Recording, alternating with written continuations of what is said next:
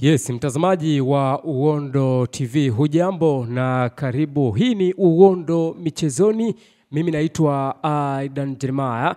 Niukaribishe kwenye kipindi cha michezo Uondo Michezoni. Moja kati ya stori ambao imekuwa inazungumzwa kwenye mitandao ya kijamii ni kuahirishwa kwa dabi ya Kariakoo, yani Yanga na Simba. Mchezo ambao ulitarajiwa upigwe tarehe 8 mwezi wa 3 2025 katika dimba la Estadio Benjamin William Mkapa jijini Dar es Salaam, Tanzania. Lakini mchezo huo kuahirishwa, unaweza kusema kwamba klabu ya Yanga imepata nafasi ya kupeleka shtaka hilo kwa CAS, ambao tunafahamu kwamba CAS hawa ni wasuluhishi wa matatizo mbalimbali yanayopatikana kwenye issue nzima ya football. Taarifa inasemaje? Taarifa inasema CAS wamepokea barua rasmi kutoka Yanga Afrika na wamewajibu rasmi. Walalamikiwa ni TFF, bodi ya ligi na klabu ya Simba Sports.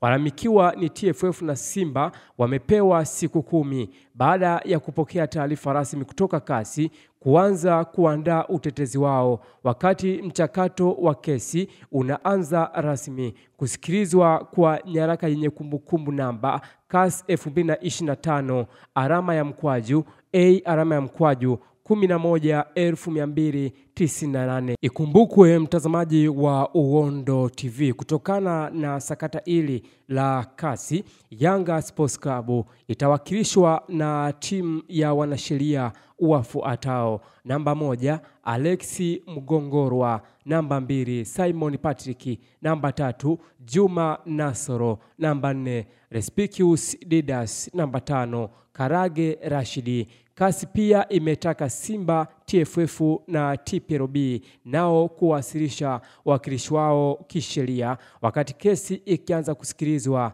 rasmi. Hiyo ni taarifa ambayo inasomwa hivyo kwa kiasi kubwa kulingana na namna ambavyo mabingwa wa kihistoria ambao ni Dar es Salaam Africans ambao wamekuwa wanahusishwa kwa kiasi kubwa kwamba kuna possibility kubwa au uwezekano wakapewa point 3, lakini pia magoli 3 kulingana na namna ambavyo unaona wamepeleka shtaka lao kwa CAS. Na tunafahamu kwamba kila kitu kinawezekana kwenye football, kwenye mpira miguu, lakini unaona kwamba shtakiwa ni bodi ya ligi ambao hawa ndio wanawapanga games zichezweje, lakini maybe game ichezwe kwenye tarehe ipi. Lakini pia TFF ambao tunasema kwamba ni Tanzania Football Federation ambao hawa ndo wasimamizi wa mpira wa ligi kuu ya Tanzania. Lakini pia Simba Sports Club ambao hii ni timu ambayo Dar es Salaam Africans walitakiwa wacheze nao kwenye dabi ya Kariakoo ambao ilikuwa inakutanisha Yanga na Simba tarehe 8 mwezi wa 3 2025, lakini